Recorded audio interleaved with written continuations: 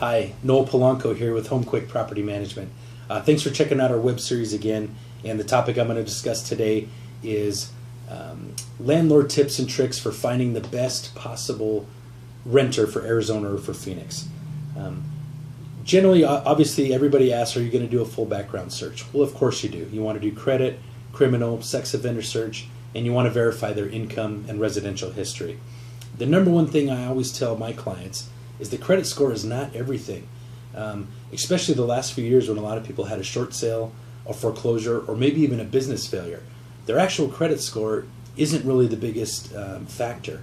What I want to know is, on their credit score, what accounts do they pay versus what they don't? Big red flags for me are missed car payments, cell phone bills, utility bills, cable bills. That kind of stuff is what you use every single day, and if your prospective tenant isn't keeping up on those, good chance they're paying those before they pay you rent. Makes sense? So I'm not as worried about a school loan or a medical bill or maybe even a credit card that they're using for business as I would be about those other red flag items. We've rented a property before to somebody that had a 480 credit score, but he was a 20-year veteran fire who happened to lose his house. He had 20 years of clean history, lost his house in foreclosure, had a bad credit score. Look, he's been a tenant for 2.5 years and he's awesome. So consider that when you're looking at credit. Residential history, it's a lot of places won't talk to you. All you can do is get a couple of questions answered. Did they pay on time? Did they receive a full deposit? Would you rent to them again? If you can ever actually talk to the landlord, it's great. Be careful about fair housing rules. Don't ask stuff that you're not supposed to. Again, you may have a professional do this for you. But it's good to know what the landlord says and how they treated the house before you. So don't get lazy on that. That's a really important step. Make sure you check it out.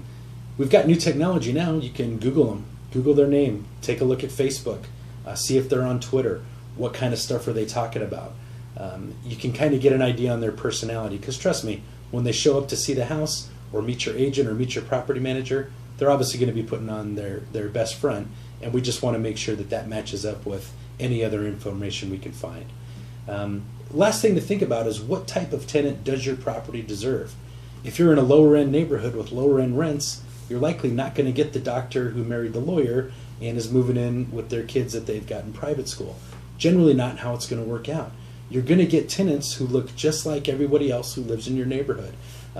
So if you're in a working class neighborhood, you're going to get working class tenants. So be ready for that and be on the lookout for the best possible working class tenant you can find. If you're in a higher end neighborhood, expect that you're going to have tenants that are a little bit pickier. They make more, they're going to be paying more for this house. You've got to fine tune some of the stuff. You can't have an average house and be asking for top end rent.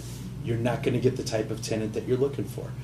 So just some simple steps, some easy things that you can look out for. Remember, credit score is not the most important. I want to know, can they afford it? Do they make enough money? And how do they take care of the last place?